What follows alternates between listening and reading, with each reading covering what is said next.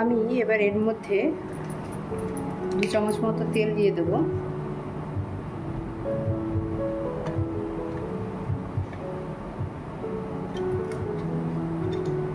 এবং এরই সাথে আমি 2 চামচ চিনি দিয়ে দেবো।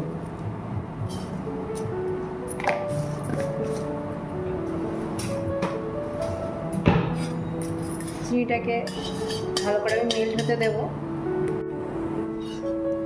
চিনিটা দেখুন আস্তে আস্তে এরকমভাবে মেল্ট হয়ে আসবে এবং গলে যখন একদম লাল রং ধরবে তারপর আমরা আলুটা দেব। এরকম আস্তে আস্তে এটাকে লাল করতে হবে। দেখুন কালারটা কেমন চেঞ্জ হয়েছে।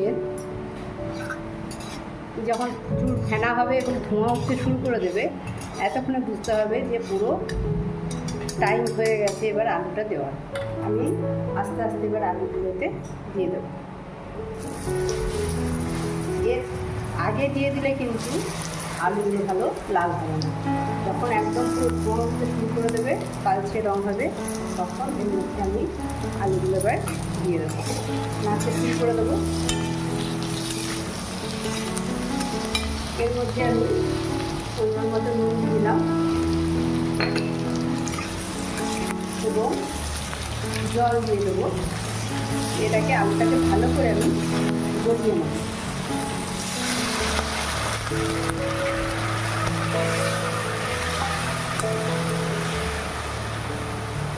আলু মাখা এটাকে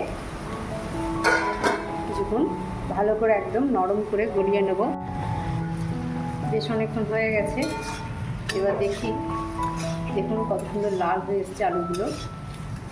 আমি জল দিয়ে ঢেকে ঢেকে বেশ লাল করেছি বলে দেখে নিই, চেক করে বলেছে নাকি। হ্যাঁ, আলুটা বেশ সেদ্ধ হয়ে গেছে। আমাদের ঘরে যখনই মাংস রান্না হয় এইভাবে আলু লাল করে মাংসের মধ্যে দেওয়া হয়। দেখতেও ভালো লাগে আর টেস্টও বেশ ভালো লাগে।